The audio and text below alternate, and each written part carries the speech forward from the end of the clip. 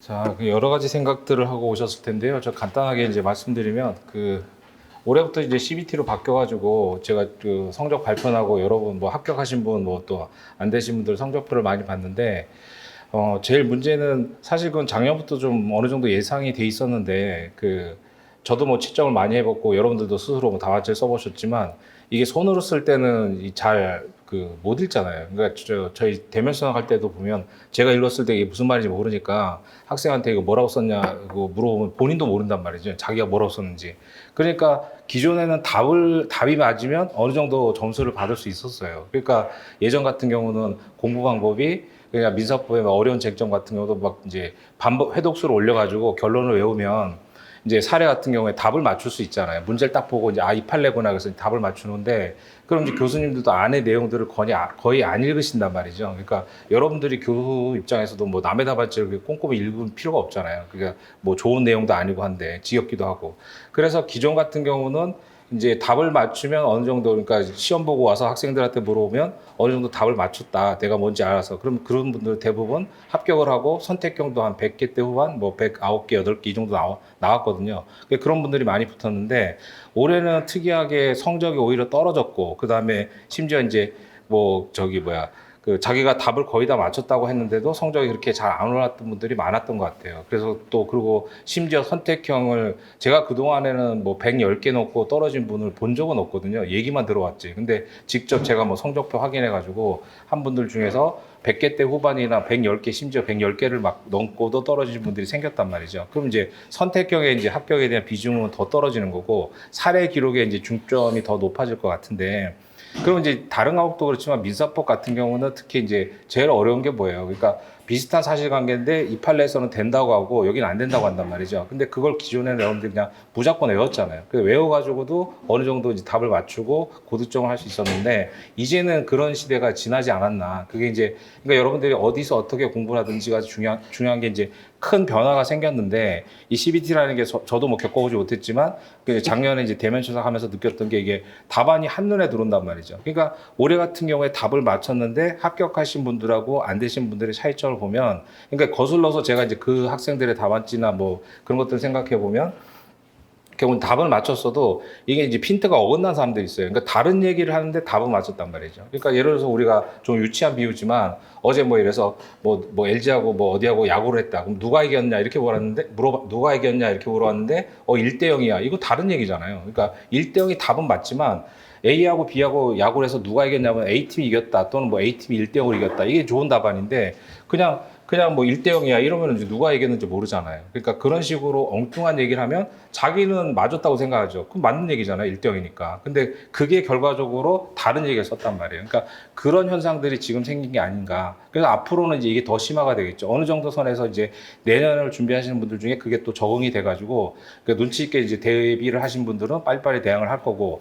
기존 내용대로 또 그냥 무지성으로 반복하다 보면 결국 이제 고생만 죽어라고 하고 성적은 별로 안 오르고 이런 현상이 또 생길까봐 그게 제일 걱정인데 저도 뭐 수험생활 오래 했지만 결국 고생해서 빨리빨리 붙어 나가는 게 이제 목적인데 그런 문제들이 생길 것 같으니까 여러분들이 이제 그런 변화가 있다. 그런 것도 좀 잘 생각하셔가지고 그런 내용들을 좀 보시면 될 것 같아요. 그리고 또 하나는 이제 선택형의 이제 그동안에 선택형은 바로 점수가 나오니까 여러분들이 선택형에 대한 비중을 좀 높여가지고 막판에 보면 이제 사례 기록 버리고 막 선택형에 올인하시려고 하고 그러다 보니까 올해 같은 경우는 뭐 신모보다 선택형이 뭐 더 안 나왔다 이런 분들도 많은 것 같은데 그 선택형 같은 경우도 다른 과목은 모르겠는데 민사법의 한장에서 보면 민사법은 사실 옆에서 뭐 컴퓨터 가지고 그 판례를 검색해서 시험 봐라 해도 틀리게 되잖아요. 그러니까 정확하게 이해를 하셔야 되고 그 법리를 정확하게 알아야 돼요. 근데 우리가 공부할 때 어떻게 돼요? 대부분 보면 선택형 점수가 안 나오신 분들 일단 책을 사가지고 1번부터 막 풀잖아요. 아무것도 기본 베이스가 없는 상태에서. 그러면 예를 들어서 아는 거는 맞추지만 작년에 몰랐던 것 올해도 또 틀린단 말이에요. 그래서 예를 들어서 뭐 변제 충당의 문제를 법리적으로 정확하게 이해를 못한 상태에서 그런 복잡한 사실관계 막 문제 자체가 문제가 막 5줄, 6줄 넘어가는 사례들 있잖아요. 그리고 여러분들이 하시다 보면 그걸 이제 푸는데 그 한 문제 가지고 막 1시간씩 풀잖아요. 그럼 하루에 10시간 공부해다 해봤자 한 10문제밖에 못 푸니까 그럼 얼마나 뭐 잘 풀겠어요. 그럼 아무리 성실한 사람도 1년 동안 민법만 보더라도 민법도 지금 뭐 기출 문제만 모아놔도 제책 같은 것도 민법 기출 문제만 모아놔도 뭐 물론 해설도 있지만 한 600페이지, 700페이지 넘어간다고요. 그럼 이제 민소상법까지 하면 거의 1000페이지가 넘어가는데 기출 문제만 그렇잖아요. 그러다가 또 뭐 법전을 또 봐야 될지 말지 뭐 고민하고 이렇게 하시니까 그래서 제가 추천드리고 싶은 방법은 민사법 현장에서 보면 일단 뭐 암기장이든 뭐든 기본 내용들을 공부를 하시고 그 다음에 이제 예를 들어서 오늘 뭐 대리까지 봤다. 그러면 이제 그 부분의 기출 문제를 보시면서 그럼 내가 본 책에 있는 판례들 있잖아요. 그런 거 바로바로 지우면 된단 말이죠. 그러면 어차피 막판에 내가 이 책을 볼 거니까 이 책을 읽고 바로 풀 수 있는 문제는 이 문제는 안 봐도 된단 말이에요. 그래서 그런 거 지워나가고 그 다음에 없는 거를 옮기면 안 되죠. 그 시간이 없으니까 그걸 이게 우리가 선택 사례 기록을 다 같이 보니까 이걸 옮기고 뭐 단권하고 이럴 수가 없어요. 그러니까 단권화라는 거 저희 때처럼 뭐 따로 객관식 따로 사례 따로 볼 때는 단권화가 가능하지만 선택 사례 기록을 한꺼번에 볼 때는 그걸 못 하잖아요. 근데 그걸 막 정리하고 옮기기 시작하면 뭐 시간이 한도 끝도 없으니까 체크를 하고 그렇게 가는 거고 민사는 이제 막판에 뭘 막 이제 몰아쳐가지고 뭐 단순 암기를 내지 않기 때문에 막판에 뭐 바로 직전에 안 보면 눈에 바르지 않으면 뭐 그런 건 없잖아요. 그러니까 이제 평상시 실력으로 간다 생각하시고 우리가 단권을 하는 게 이제 그 책을 들고 막판에 한 12월 달에 여러 번 반복해서 본다는 건데 그거는 하나만 옛날처럼 저기 뭐 선택만 따로 보고 사례 따로 보고 이럴 때 가는 거지 선택 사례 기록을 다 보는 상황에서는 그건 좀 힘들 것 같아요. 그래서 이제 전체적으로 공부 방법은 기본 내용들을 기본서 이제 소위 말하는 보통 이제 암기장들을 많이 보시니까 뭐 암기장이든 뭐든 하여간 내가 한 권 들고 들어간 다음 뭐냐 이제 그 책을 잡아놓고 그 내용을 읽고 선택형 풀고 사례형 풀고 이렇게 가야지 그냥 선택형 공부한다고 선택형 책 사서 1번부터 풀고 그럼 아는 것만 알고 모르는 건 계속 모르잖아요. 이해가 안 된단 말이에요. 그럼 이제 그러다 보면 이제 그래도 성실하신 분들 책 꼭 반복해서 보는데 그럼 그게 익숙해서 푸는 거지 알아서 푸는 게 아니란 말이에요. 그러니까 모의 시험 같은 경우는 익숙한 문제들이 반복해서 나오잖아요. 교수님들이 그렇게 뭐 성의 있게 뭐 저 법전형 문제를 출제하시는 게 아니니까 그러니까 모의 시험을 잘 보는데 실제 변시 가서 특히 올해 같은 경우는 다른 과목은 모르겠는데 민사법 같은 경우 선택형 문제가 좀 나쁘게 얘기하면 지저분했거든요. 제가 볼 때는. 그러니까 해설 달기가 굉장히 좀 번거롭고 사례형도 마찬가지고. 그러니까 전체 그러니까 올해 작년하고 올해를 비교해 보면 올해 문제가 사례형도 해설 달기가 힘들고. 그러니까 저도 토요일 날 끝나나요? 그래서 뭐 한 8시 넘어가면 저 문제가 올라가잖아요. 그럼 저도 밤새 가지고 이제 해설을 다는데 작년하고 올해 보면 올해는 해설 달기가 좀 번거롭거든요. 이렇게 바로바로 이걸 뭐라고 해설을 달아줘야지 뭐 이렇게 좀 시간이 좀 걸리는 그런 스타일이었는데 그러니까 올해 같은 경우에 성적이 떨어진 분들이 있다고 하면 이제 원인이 뭐 여러 가지 있겠지만 하나는 이제 CBT가 원인이 있을 거고 문제도 뭐 약간 좀 그렇게 좀 내용을 많이 써야 되는 그러니까 단순히 뭐 답만 맞춰가지고는 되지 않는 형태인데 출제 경향이 어떻게 될지 아직 모르겠지만 하여간 앞으로 어떻게 바뀔지 모르지만 근데 큰 틀에서는 뭐 계속 유지가 되는 거잖아요. 그러니까 공부 방법을 제가 볼 때는 그런 형식으로 좀 바꿔서 그러니까 제가 그렇다고 제가 뭐 자료가 바뀌고 그런 거 아니에요. 그동안에 강의하면서 예를 들어서 우리가 사례는 논설문을 써야 된단 말이에요. 근데 그러니까 논증을 하는 거잖아요. 우리가 뭐 변호사가 돼서 판사를 설득해야 되듯이 그럼 판례가 이러면 판례가 이래서 타당하니까 결론은 이렇다 이렇게 써줘야 되는데 그러면서 강의하면서 이게 가장 최상의 답안이고 이렇게 못 쓰더라도 최소한 설명문식이라도 써야 된다. 그러니까 판례는 이러니까 판례 따면 이렇다. 왜냐하면 그렇게 못 쓰는 사람도 많으니까 최소한 설명문식이라도 이제 사례가 한 21문제 정도 나오는데 그래서 설명문식이라도 쓰면 합격할 수 있다고 하면서 이제 되도록이면 여력이 되면 이렇게 쓰고 안 되면 최소한 이렇게라도 써야 된다고 했는데 이제는 뭐예요? 설명문식 답안지를 쓰면은 합격하기 어려운 시대가 됐단 말이에요. 그게 제가 이제 보니까 그런 것들이 조금씩 나왔는데 작년에 저도 뭐 학교 강의 나가고 하니까 이제 교수님들을 얘기해서 CBT에 대한 문제점 그러니까 그런 이제 답안지에 대한 답안 작성 이런 것들이 이제 말씀하셨는데 이 성적표를 받아보니까 다른 합격하신 분들하고 안 되신 분들의 성적표를 받아보니까 그게 이제 적나라하게 드러나지 않느냐. 근데 이게 올해 첫 해잖아요. 근데 이제 앞으로는 그게 더 심화돼가지고 이제 더 심화가 될 거니까 뭐 여러분들 공부하기 힘들어졌죠, 사실은. 그래서 그런 부분인데 그러니까 앞으로는 간단하게 얘기하면 논설문식 답안지를 써야 된다 이거예요. 그러니까 특히 민사법, 다른 과목은 뭐 제 과목이 아니니까 모르겠는데 민사법의 한정에서는 논거를 돼야 돼요. 그러니까 이 판례가 이제 뭐가 쟁점이고 판례는 이런데 판례가 왜 타당한지를 내가 얘기를 해줘야 된단 말이죠. 옛날에는 그냥 판례가 이러니까 판례에 따르면 이렇다 설명만 해줘도 되는데 논증을 해줘야 돼요. 지금은 그렇다고 뭐 학설을 쓰라는 게 아니라 뭐 학설 안 쓰 떨어지고 학설 쓰는 사람이 누가 있겠어요. 그러니까 학설 쓰라는 얘기 아니라 그다음에 그런 내식으로 논증을 쓰고 그래서 상법 강의할 때 제가 뭐 책임이 나온 법적 성질 무조건 써야 된다. 그러니까 그 말을 듣고 쓰신 분들은 고득점 합격한 거고, 안 쓴 사람들은 이제 성적이 오히려 안 나오거나 뭐 그렇게 생각보다 답은 맞췄는데 성적이 안 나오거나 이런 현상인 것 같아요. 그래서 그런 부분들이 좀 포인트가 되니까 그렇게 좀 염두에 두시고 공부를 어디서 어떻게 하시든 이제 그렇게 좀 하시고, 그다음에 오늘 자료에 제 연락처 이런 거 있으니까 뭐 저희하고 제 수업을 안 들으시더라도 궁금한 거 있으면 연락하시고, 그래서 뭐 답안지라든가 이런 거 가지고 좀 이렇게 상담을 좀 받으세요. 그러니까 제가 볼 때는 큰 변화가 있기 때문에 여러분들이 그걸 준비해 가지고 그걸 대비하고 고민해서 준비를 하셔야지, 그냥 작년에 공부했던 방식대로 그대로 하다가 보면 이제 앞으로 내년에도 또 이제 큰 문제가 생기지 않을까 그런 생각이 들어요. 그래서 이제 뭐 비도 오고 이제 날씨도 뭐 그런데 여기까지 오셨는데, 이제 내년에는 역삼역에서 내리지 마시고 저기 서초역이나 교대역에서 내리셔가지고 그래서 좋은 일로 다른 장소에서 만나길 바라겠습니다. 이상으로 마치겠습니다. 감사합니다. 여러분 그 앞에 요 자료 같이 한번 보시죠. 요새는 뭐 뭐든지 인증하는 세대니까 요 작년 우리 그 삼순환 진보 삼순환 2023년 9월 20일 형법은 이제 1회부터 6회까지 하는데 4회 문제입니다. 4회 문제인데 전체적으로 이제 우리가 어떻게 문제를 다루는가. 삼순환은 강의반하고 첨삭반이 합반을 합니다. 그래서 이제 다 보게 되는데 문제는 이렇게 나갑니다. 근데 여러분 거기 1번 문제 보시면은 눈에 확 들어오시겠지만은 이게 뭐가 됩니까? 어떤 그 주거에 2인조 절도가 이제 합동 절도로 주거에 침입을 했는데 한 놈은 주거 안으로 들어가고, 그러니까 이제 객실 안으로 들어갑니다. 한 놈은 이제 문 밖에서 망을 본다. 어디서 많이 보셨죠?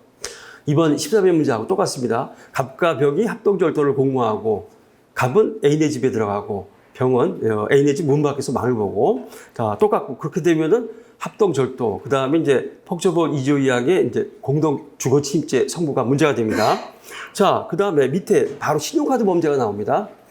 절취한 타이대 신용카드로 청구를 인출했다. 이번 뭐 문제하고 똑같죠. 자, 이런 식으로 나오게 되고, 자 그런데 여기서 바로 2번 한번 보세요. 이번에 공동정범 사이에 이제 범인 리토피가 출제가 됐는데, 2번은 공동정범 사이에 이제 증거인멸입니다.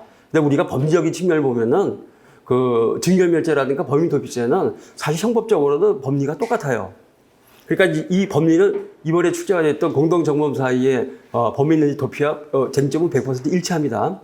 참고로 이제 공동정범 사이에 범인 리토피는 첨삭반에서 1순환 때 이제 출제했었습니다. 첨삭반에서는 요건 이제 합반이었었으니까는 이런 식으로 이제 쭉 출제를 했거든요. 자, 그러면은 형법은 이제 다른 과목하고는 좀 특징이 있습니다. 형법은 쭉 보시면 아시지만은 그 구문 하나하나마다 어떨 때는 단어 하나마다 그것이 쟁점에 대한 이제 어떤 힌트가 되고, 쟁점을 뽑아내는 힌트가 되고, 어떨 때는 함정이 됩니다. 그래서 뭐 여러분 제 책 보신 분들도 있겠지만은 반드시 저는 쟁점 추출 포인트를 이렇게 다뤄둡니다. 이거 만들기 상당히 힘들어요. 그래서 문제를, 사례를 다 분석을 하는 거죠. 분석을 해갖고는, 이러한 이제 그 내용들이 뭘 의미하는가. 여기서 보면은, 자, 쟁점 추출 포인트 같은 경우 보면은, 거기 제가 줄도 쳐놨지만은, 결국 합동 절도에 있어서 어떤 그 점검 표지, 즉 키워드는 뭐가 됩니까? 현장에서 시간적 장소 협동, 공동도 동일 장소 동일 기회. 이런 것들이 답안지에서 어떤 역할을 하는가를 이렇게 길게 써줍니다. 근데 요건 이제, 우리 수험생들 보면은 도움이 많이 된다 그러더라고요. 자, 이런 식으로 이제 쭉, 써놨는데 이게 상세 답안입니다. 이거는 이제 우리가 강용이죠. 시험장에 가져가지 마세요. 그 다음에 우리 모든 민법부터 행정부까지 똑같지만 저 뒤로 한번 보세요. 맨 뒤를 보시면 오래됐지만 이 CBT용 직업 이렇게 돼 있죠. 이거 똑같습니다. 이걸 갖다 다 생각을 해갖고는 하게 되는데, 저는 제가 이제 올해 강의한 게 24년 차고, 아시다시피 뭐 사시할 때는 이제 형법을 제가 일탈을 하고, 이제 우리 정주영 선생이 이제 형소법을 일탈을 오래 했었고, 근데 늘 아마 이제 저거 강의를 하시다 보면 아마 귀에 못이 박히도록 들 겁니다. 학설을 버려라. 학설을 버려라. 그 다음에 어떤 판례 위주로만 이제 답안을 구성해라. 근데 올해 더더군다나 12부터 하니까 그렇더라고요. 아까 올라가기 전에 우리 이제 합격생들이 지금 와갖고 우리 저기도 앉아 있지만은 누구보다도 이제 저 친구 이제 좀 이따 상담을 받으시고 그러세요. 이제 진짜 애를 썼지만은 와갖고 이제 잠깐 한 뭐 30분 정도 이제 우리 합격생들하고 얘기를 나눴습니다. 근데 이게 CBT로 하면은 더더군다나 이렇게 갈 수밖에 없는 게 시간이 모자랄 수밖에 없다는 겁니다. 1문에 그 1시간, 2문에 1시간. 정말 모자랐는데 이거는 옛날 사시대도 마찬가지예요. 사시대도 시간은 늘 모자랐고 그러다 보니까 밀리면서 뒤에 있는 쟁점을 알면서도 날릴 수밖에 없었다는 겁니다. 그것은 지금 변시에서도 전혀 달라지지 않았다. 저는 원래 학설을 공부했던 이제 교수가 되려고 했던 사람이라서 학설을 중시하는데 사시하면서 저는 학설 다 날렸습니다. 그래서 이제 답안지를 그때 봤었거든요. 매년 봅니다. 최고 답안을. 그랬더니 진짜 공부량이 많아요. 근데 제가 그랬죠. 작년에 뭐 이 자리에도 있으니까는 이렇게 쓰면은 100% 100점 100패다. 왜? 형법만 무려 4페이지를 씁니다. 형법만. 형서법 어디다 쓸 거야? 한 줄? 형서법 한 줄? 자, 여러분 이걸 보시면은 지금 딱 3페이지에서 이걸 끝냅니다. 3페이지에서 끝나는데 이것도 좀 많이 쓴 거죠. 3페이지에서 끝나고 남은 부분은 이제 형서법을 써라. 좀 이따 말씀드리겠지만은 학설을 쓰게 되면은 4페이지, 5페이지가 됩니다. 형서법을 쓸 분량을 찾지 못해. 시간도 찾지 못하고. 그렇게 되면은 뭐라 그러느냐. 본시험 가면은 형법도 줄이고 형서법도 줄이겠습니다. 안 됩니다. 지금 평소에 쓰던 사람이 본시험 가서 자기 그 본능이 나와버리지 거기서 그 교정이 되겠어요? 미리미리 교정을 해야지. 자, 그러면은 지금 모든 우리 과목에서 법학 답안과 마찬가지고 형사법도 더더군다나 그렇게 되지만은 가장 중요한 거는 사례에서 쟁점을 뽑아야 되는 것들. 정확하게 쟁점을 뽑아내고 거기에 대해서 정확하게 법적 근거만 뽑아내시면 됩니다. 자, 그러면은 우리 요 CBT형 실전 답안 한번 보세요. 자, 먼저 갑과 을의 주책이 된 합동투수열 조제. 자, 여기서 보면은 가장 그 중요한 답안이 뭐가 됩니까? 법리를 갖다가 쭉 던져주면서 포섭이 바로 들어와야 되는데 그것이 바로 요 정도면 충분하다는 것들. 합동절도, 합동법에 있어서 가장 커다란 키워드는 뭐가 됩니까? 범행 현장에서의 시간적, 장소적 협동. 자, 그러면은, 자, 앞에다가 쭉 이렇게 사례를 끌어들입니다. 그러면서 셋째 줄에 있죠. 이렇게 하는 등 절취 현장에서 본업적 행위 기여에 의한 균적 행위는 물론 법리가 시간적, 장소적 협동 다 들어가 있다고 합니다. 바로 결론을 뽑아내거든요. 조금 아까 변호사님, 서술적인 논증이 중요하다. 법학은 모든 과목이 논증이 중요합니다. 그러나 지금 민사도 마찬가지지만 형사는 특히 형법, 형사법이기 때문에 아까도 그러더라고요. 학교생들이 40분, 20분 이 법칙을 철저하게 지켰다. 40분, 20분 법칙을. 형소를 쓸 시간이 20분밖에 없는데 20분도 솔직히 안 돼요. 기본적으로 형법 하다 보면 일문에서 나도 모르게 방심해서 45분, 50분 이거는 뭐 수십 년 동안 똑같습니다. 일문 형소법 10분을 제대로 못 씁니다. 이문 형소법 정말 무수하게 봤습니다. 다 어제 본 것들이 나왔는데 시간이 2분, 3분밖에 안 남아서 눈물 흘리면서 통변되는 경우들이 거의 대부분이에요. 그냥 형법에서 줄이는 수밖에 없다. 그럼 형법에서 어떻게 줄이느냐? 이런 식. 근데 여러분들이 이 지금 서술 보시면은 법리 들어가면서 뭐가 됩니까? 거기에 대해서 포섭하는 것들이 확실하다. 그 저는 이제 개인적으로 제 그 같이 공부했던 분들, 친구들이 로스쿨 교수, 예를 들자면은 뭐 서강대 같은 경우는 벌써 로스쿨 원장을 그 1년 후배인데, 물론 교회 1년 후배, 벌써 한 4, 5년 전에 서강대 로스쿨 원장을 끝냈고, 지금 이제 올해 퇴직하셨지만 이대 원장님은 작년까지 독일에서 같이 하시는 분이에요. 이런 부분이 가끔 만나뵈면 꼭 물어보거든요. 어떻게 채점하느냐.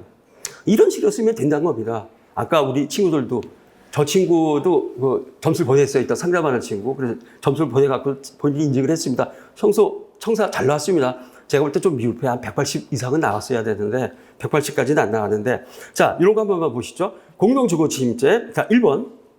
폭처법상 공동범죄랑 공공관계에 있는 수인이 독일 장소에서 독일 기회에 상호 다른 자의 범행을 인식하고 이를 이용해서 범행을 한 경우. 딱 두 줄에 모든 법리가 압축해서 농축해서 들어가 있습니다. 그 다음에 뭐가 됩니까? 포섭하면서 결론을 뽑아내죠. 그러면은 갑은 A네 집에 들어갔고, 그리고 독일 장소 동일기회, 병은 A의 집 밖에서 말을 봤다. 독일 장소 동일기회. 이거는 일정한 시간적, 장소적 근접성으로 하는데 문법과 문화 차이가 무슨 큰 거리가 있겠습니까? 충분히 독일 장소 동일기회 또는 범죄 현장이 인정되어 있기 때문에 합동절도, 공동주거침입죄가 성립한다. 이 정도만 쓰면 충분하다는 얘기입니다. 조금만 더 줄여볼까? 맨 아래 이번에 출제가 됐지만, 자, 신용카드 범죄, 인출한 현금에 대한 절도죄 혹은 컴퓨터 사용 사기죄 둘 다 판례입니다. 컴퓨터 사용 사기죄가 성립하지 않는다던 변시 5회 때 객관식으로 출제가 됐어요. 그러면은 지금 판례에 의하면 판례 정확하게 근거를 제시해야 됩니다. 컴퓨터 사용 사기죄 객체는 재물이 아닌 재산상 이익이므로 강취한 타이틀 신용카드로 현금 자동 지급해서 재물이 현금을 인출하되니 재물이 현금을 인출했기 때문에 이때는 절도죄만 성립하고 컴퓨터 사용 사기죄 행위 객체는 재산상 이익, 재산상 이익은 절도죄 객체가 될 수 없죠. 그러니까는 뭐가 됩니까? 컴퓨터 사용 사기죄. 그러나 기본적으로 현금은 재물이지 재산상 이익이 아니기 때문에 절도죄가 성립하고 컴퓨터 사용 사기죄는 성립하지 않는다. 법리 한 줄이지만 포석까지 해서 이거에 들어가고 다 들어갔다. 이렇게 쓰면은 교수님들은 점수를 줄 수밖에 없다는 얘기입니다. 점수를 줄 수밖에 없다. 이 정도로 해갖고 이렇게 부지런히 가도 세 페이지를 거의 다 채웁니다. 요거는 이제 형법만 봤기 때문에 뭐가 됩니까? 형법만 봤기 때문에 그 형사법을 안 했지만은 실제로 보면 더 줄여야 됩니다. 그래서 이런 식으로 해서 이제 두 가지 정도 모든 과목이 문제가 상대 답안과 12종 실전 답안이 이렇게 나가고 그다음에 전 이제 늙어갖고 이렇게 보기 좋아하는데 우리 학생들 다음 페이지 보세요. 여러분들이 좋아하게끔 이제 이렇게도 줍니다. 글자가 작은데 눈들이 좋아갖고는 요걸 더 좋아하더라고요. 저하고 첨삭할 때는 이제 앞에 걸로 첨삭을 합니다. 제가 이제 늙어서 눈이 어두워갖고 이거 안 되거든요. 근데 작년 그 4수단부터는 우리 정주영 선생님하고 통합으로 문제를 냈습니다. 올해는 이제 그 1수단부터. 근데 이제 형법은 여러분들이 이제 형사법은 이제 몇 달 만에 보니까는 형법 끝나고 바로 못하죠. 그래서 이제 형사법 7회 8회는 이제 통합 문제. 강의반도 두 문제 정도 나가는데 강의반도 통합 문제 나갑니다. 1수단부터 그러면 이제 형사법은 몸에 익히지는 것들이죠. 저보다도 더 이제 주시는 분이 정주영 선생님이니까는 이런 식으로 가갖거든 최소한 1문 1시간, 2문 1시간 이런 식으로 해야만 제대로 되고 형사법이 충분히 나온다라는 것들. 그 다음에 지금 요게 4회 문제인데 작년 그 3수나 5회 문제가 뭐였느냐. 지금 야간 주거 침입 절도를 하다가 미색구진 상태에서 체포면탈의 목적으로 폭행을 갖고는 상해를 입혔습니다. 중강도 미수인데 상도 갔죠. 5번 문제가 역시 2번 두 번째 쟁점 똑같다는 얘기입니다. 그 다음에 첨삭반 4수한테는 뭘 출제했느냐. 우리 그 매장에서 잃어버린 반지갑 찾아 선생님 거냐. 그걸 이제 출제했는데 저는 안 나온 줄 알았어요. 그래서 이제 특별학과 지난주에 출간이 됐는데 하다 보니까 이번에 기록형에서 그 사례가 더 출제가 됐더만 저도 지난주에 알았습니다. 그러니까 이번에 지금 형법 같은 경우는 그냥 교재가 아니라 우리 물론 이제 강의반 포함하지만 첨삭반 1수단부터 4수단에서 출제된 것에서 100%다 출제가 됐습니다. 어떤 쟁점들은 특히 공동정범 사이에 은닉 도피 요것도 두 번이나 출제를 했는데 두 번 다 출제가 됐습니다. 뭐 그 증인들이 지금 이 자리에 앉아 있기 때문에 뻥치는 것도 아니고 요거 작년 그대로 갖고 왔습니다. 그래서 특히 이제 객관식들 걱정하시는데 그 간 시간에 설명드리겠습니다. 객관식은 전혀 걱정할 이유가 없다. 그 다음에 그 그룹 레슨 설명하시겠지만 형법은 그룹 레슨 할 때 기출 사례를 줍니다. 그 다음에 기출 사례에서 그 사례와 관련된 출제되는 객관식 지문들을 다 갖고 올 겁니다. 다 해갖고는 요 사례가 이렇게 쟁점이 이렇게 사례가 나오지만 객관식은 이렇게 나왔다. 그런 식으로만 보게 되면 총각은 바로 정리가 됩니다. 그래서 객관식도 너무 걱정하지 마세요. 이번에 오늘 온 친구도 객관식 100개 맞았습니다. 합격했어요. 올해 날이지만은 작년에도 95개 객관식 맞고도 합격같이 올렸습니다. 그 수기 올렸어요. 그러니까는 100개 넘으면 객관식은 됩니다.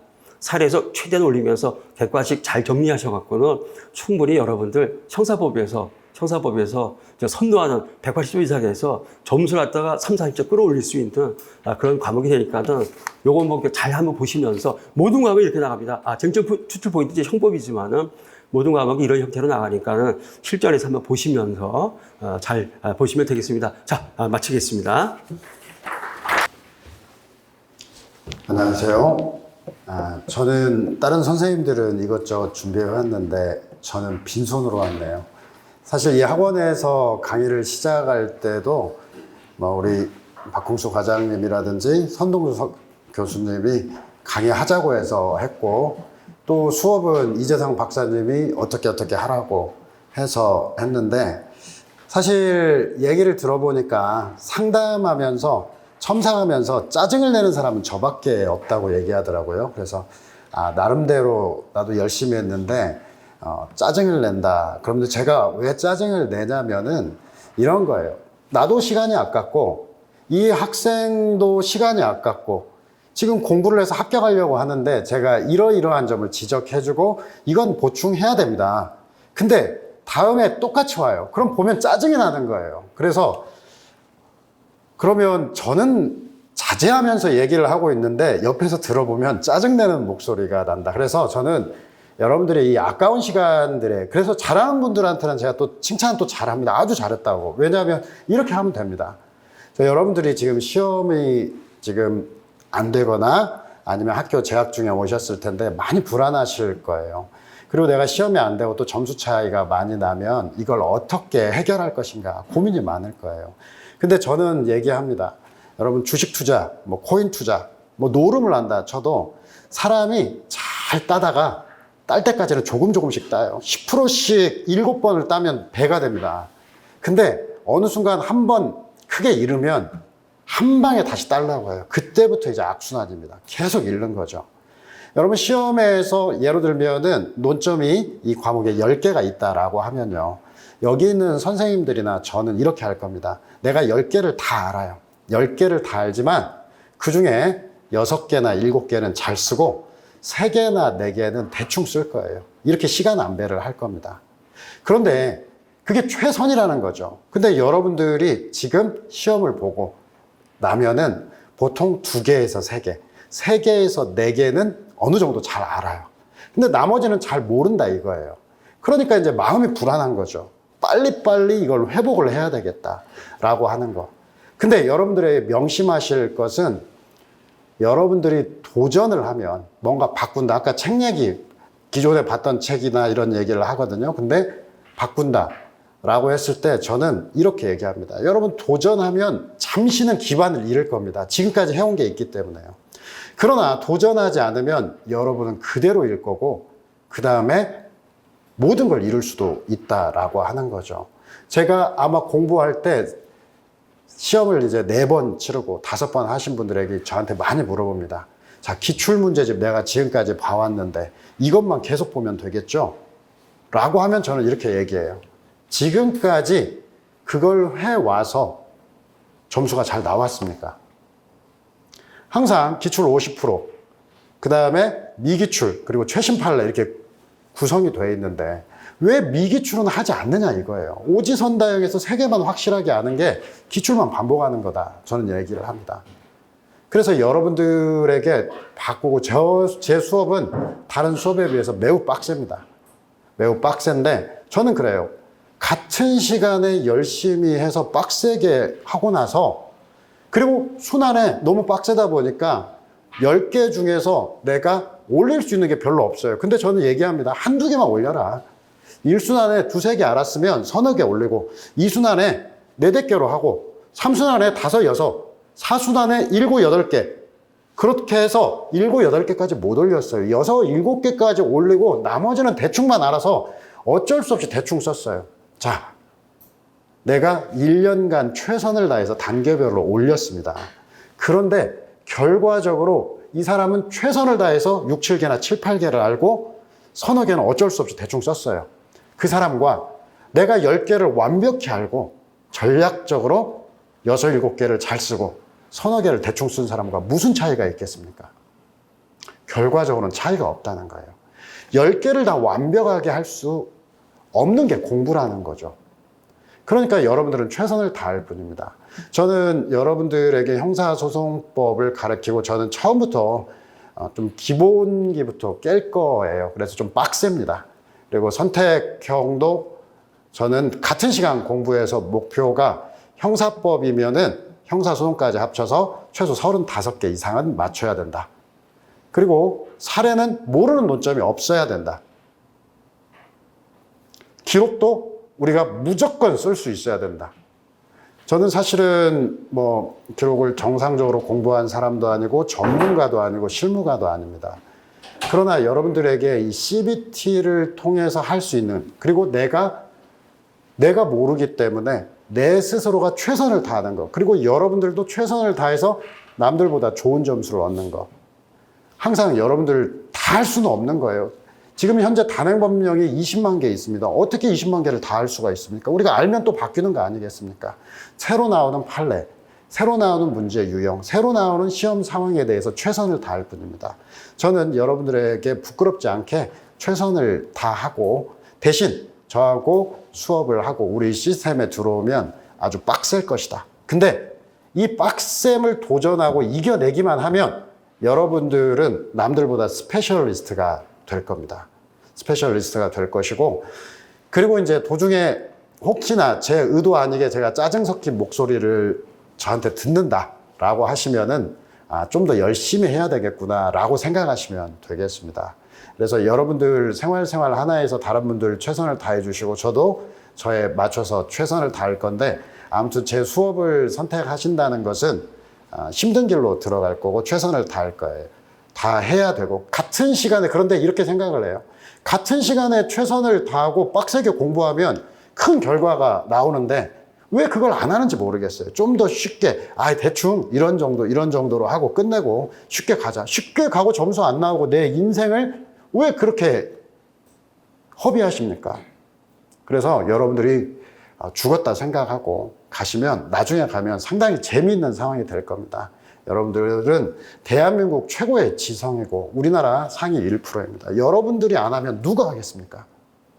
그리고 마찬가지로 시험 역시 여러분들의 최고 지성임을 생각해서 시험 난이도도 매우 높습니다. 점점 더 높습니다. 그런데 여러분들이 얼마나 잘 대비하느냐. 그리고 과거 손으로 쓸 때는 양을 많이 쓸 수 없기 때문에 이 정도 쓰고 이 정도 공부해도 불필요하고 더 이상 안 돼요. 근데 CBT로 썼을 때 실제 양을 비교해 보면 손으로 썼을 때와 1.5배를 씁니다. 손으로 4페이지를 썼던 것은 여기에서 CBT로 쓰면 6페이지가 돼버립니다, 양이. 그러니까 내용이 당연히 예전에는 결론만 나와도 되겠지만 사례나 기록 같은 경우는 근거도 나와야 되고 어느 정도 주안점이 될 수가 있어요. 그리고 이제 마찬가지로 선택형을 공부할 때 저는 이제 OX집 바탕으로 스터디를 하고 이어가는데 저는 얘기합니다. 내가 최선을 다해보겠지만 예를 들면 형사소송법이 직무 100개 중에서 20개라고 한다면 내가 다 맞춰보도록 노력은 하겠다. 근데 제가 다 맞춘다는 보장은 없고요.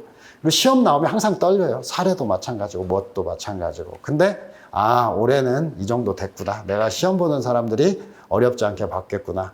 선택형은 이 100개. 그보다 더 공부를 하지만 최종 삼순환 직무 100개 안에서 전부 다 문제가 나올 수 있도록 노력하는 거. 그래서 저는 부족하다고 저 스스로 생각하기 때문에 제가 더 최선을 다하고 다른 분들에게 누를 끼치지 않을 정도. 그리고 여러분 인생에서 정주영이 그 새끼 만나가지고 내가 참 지읒지읒됐다. 이런 소리 듣고 싶지는 않아요. 여러분들의 소중한 인생에서 제가 그래도 조금이나마 여러분들이 발전하는데 하나의 도움이 되고 그 시간에 내가 그 사람 따라가서 내가 조금이라도 향상이 됐구나 라고 하는 거예요. 그래서 아무튼 빡셉니다. 빡세고 열심히 안 하고 그렇게 생각하면 제 수업을 선택하면 안 돼요. 대신에 점수를 올리겠다라는 마음에 빡세고 가끔씩 짜증도 들을 수 있다라고 하면 선택하세요. 저는 그렇습니다. 왜? 제가 여러분들 최선을 다해서 소중하게 인생을 사는 분들한테 내 정성과 내 감정과 내가 공부하고 노력한 것을 다 드리는 것만으로도 인생은 아깝다고 생각해요.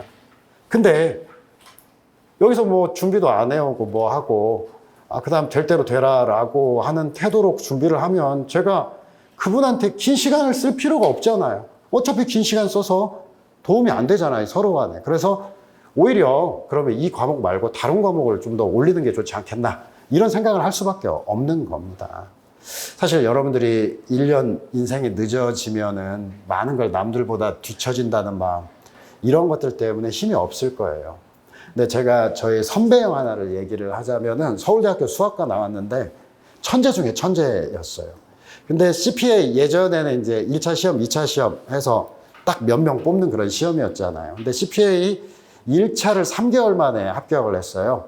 그리고 2차를 보는데 이제 공부를 안 한 과목이 있어서 안 되는데 그 형이 2차도 이거 우습겠다라고 생각을 하면서 사법시험을 준비했어요. 다음에 사법시험도 안 되고 CPA도 안 됐습니다.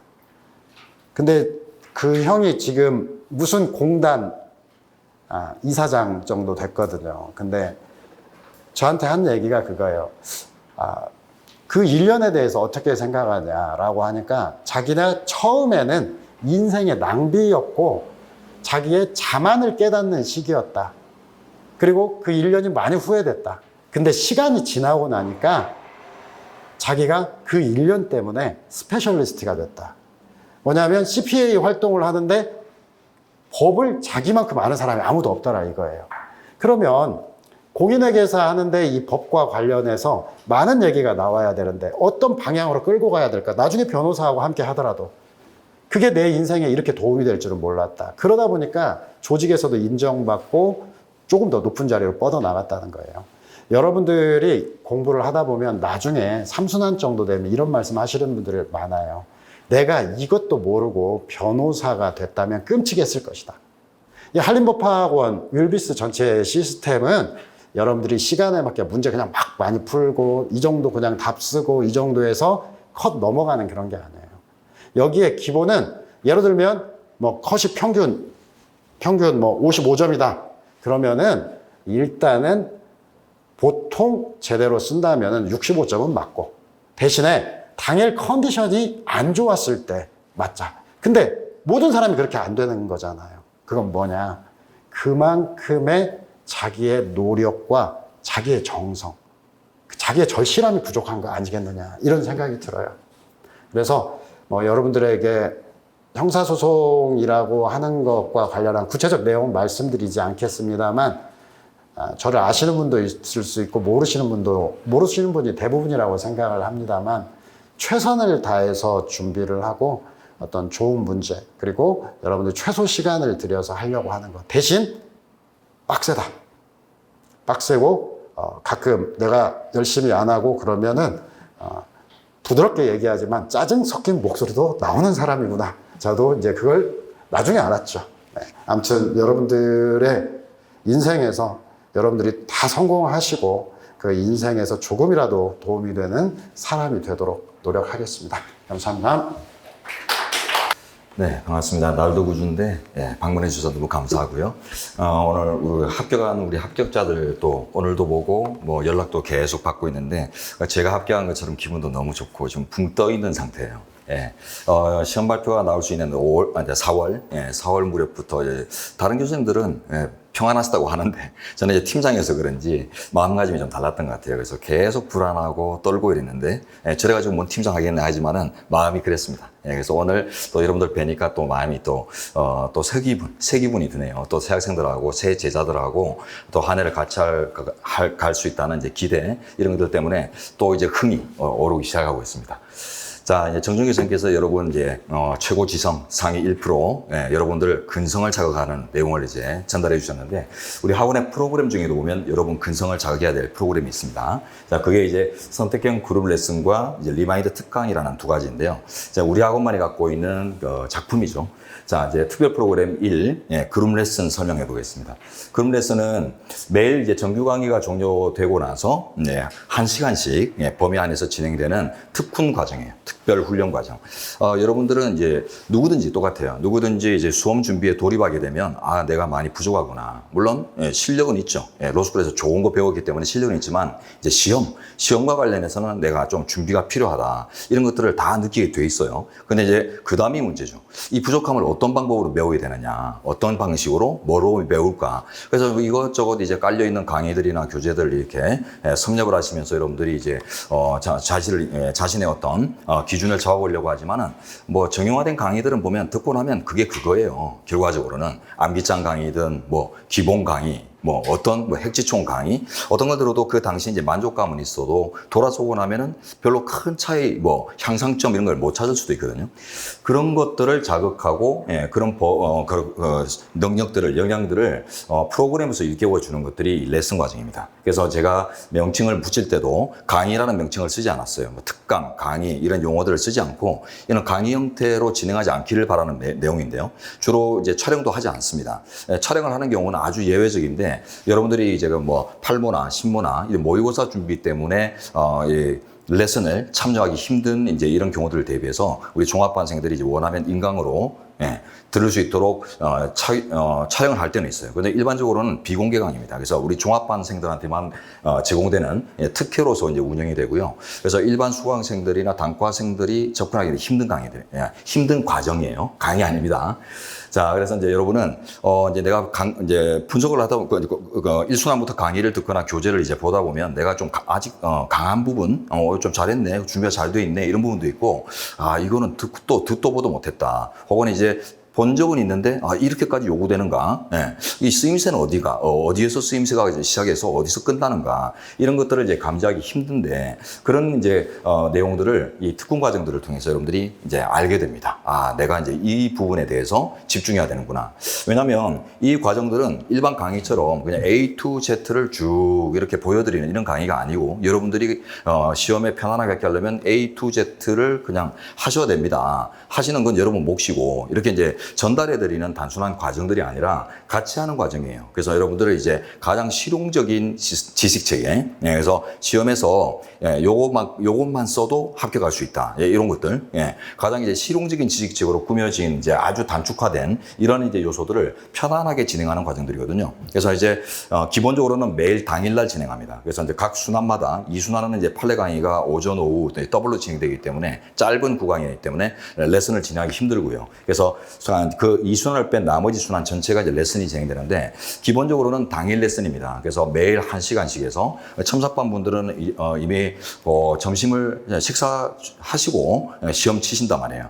그러고 나서 이제 바로 참여하시면 되고 강의반 같은 경우는 이제 오전 강의 마치고 이제 식사하셔야 돼요. 그래서 이제 첨삭반이 시험 치르는 시간이 강의반이 식사하시는 시간이거든요. 그러고 나서 이제 첨삭반 이제 시험 끝나고 나서 이제 바로 이제 다 같이 모이는 거죠. 종합반과 이제 첨삭반이 구분 없이 한 강의실에 다 모여서 그 강좌마다 이제 선택한 교재들을 가지고 자료들을 가지고 특훈을 받게 됩니다. 그 내용들은 뭐 과목마다 선생님들의 선택이 조금씩 차이가 날 수 있어요. 선생님들이 선정하는 문제이기 때문에 헌법을 기준으로 말씀드리자면은 헌법은 여러분 이제 아시는 헌법 키노트하고 법전형 모의고사를 중심으로 하는 이제 해설, 객관식 해설 위주로 해서 강의를 특훈을 진행할 겁니다. 그래서 레슨 과정은 본 순환 과정하고 완전히 차별된 거로 여러분 이제 선택형 시험에 집중하고 있는 이런 프로그램이거든요.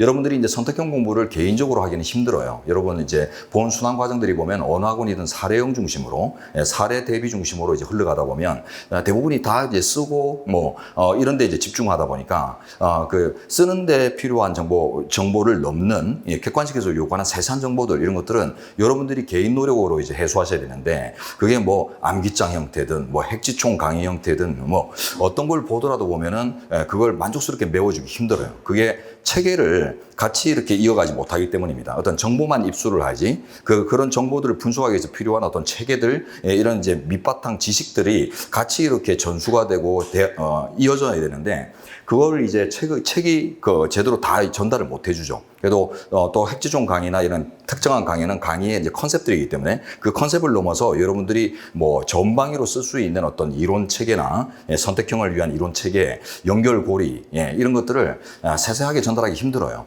그걸 이제 레슨을 통해서 감당해내는 거거든요. 그래서 매일 1시간 투자를 통해서 여러분들이 독서실에 앉아가지고 하루 왼종일 해도 뭘 했을까 이렇게 까마득할 수 있는 것들을 1시간 동안 여러분들은 이거 하는 거다라는 걸 선생님이 정확하게 지적을 해서 이것만 해라라고 이제 정리를 해드릴 거니까 그 이제 정리된 자료를 가지고 1년 내도록 반복하시면 돼요. 그래서 헌법 키노트, 헌법으로 이제 예를 들겠습니다. 그래서 헌법 키노트를 처음에 기본으로 잡아서 개관을 하고 개관된 부분을 중심으로 이제 법전의 모의고사 문제 이제 해설, 분석 이런 것들을 이제 마치면 그 이제 정리가 들어가 있는 포인트들을 가지고 이제 여러분들이 복습을 계속 이제 진행하시면은 그것만 1년을 해도 여러분들은 합격할 수 있는 실력이 1년 안에 자연스럽게 갖춰집니다. 그래서 이 모든 프로그램 과정들은 보면은 이제 자연스럽게 지식이 안착되고 자연스럽게 이제 해당 과목을 완성하는 이런 이제 프로그램입니다.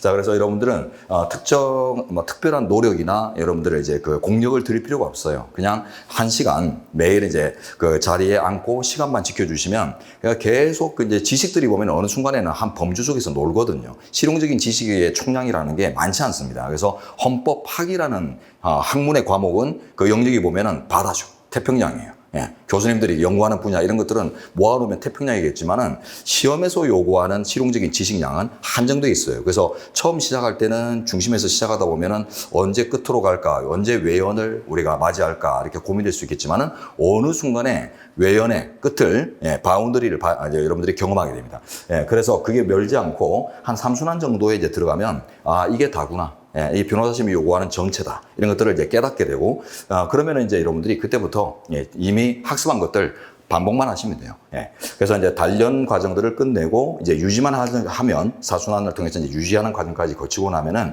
전체 순환 과정들이 이제 자연스럽게 이어집니다.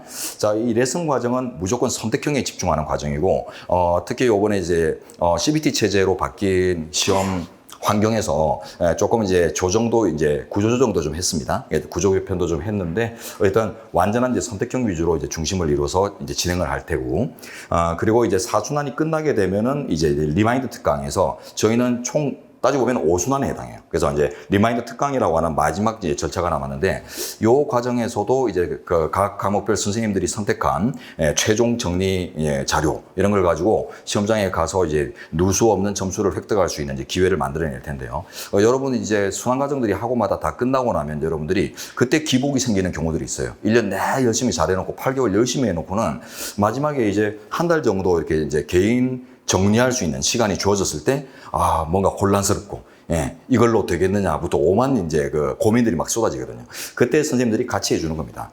그래서 불안정하고 흔들릴 수 있는 시간대를 선생님들과 같이 하면서 아주 편안하고 안정적인 시간으로 만드는 과정이 리마인드 특강 과정인데요. 전 과목 선생님들이 참여를 하고요. 그리고 이제 과목마다 좀 차이는 나겠지만은 대부분 이제 민사법이나 형사법이나 헌법 같은 과목들은 전년도 시험 중에 아까 우리 이상 박사님 자료 중에 보면은 저 뒤쪽에 실전 답안지가 있었죠. 이 실전 답안지도 저희 학원의 특징입니다. 그래서 일반적인 해설지 외에 CBT 체제에서 꼭 답안에 맞게 이제 앉힐 수 있는 비중에 맞게 안배해서 앉힐 수 있는 이런 것들을 선생님들이 미리 모범적으로 제시하는 실전 답안지가 매 회차 문제마다 이제 제공이 되는데, 그거 이제 당에 놓고 다 1년 동안에 8개월 동안 다룬 것들을 한복에 빨리 보는 방식으로 진행할 수도 있고요. 그런데 보통 이제 이장 박사님이나 그 김남원 변호사님이나 저 같은 경우에는 아마 전년도 문제, 전년도에 다루었던 우리 학원에서 다루었던 문제 중에 이제 핵심 그 실전 답안지,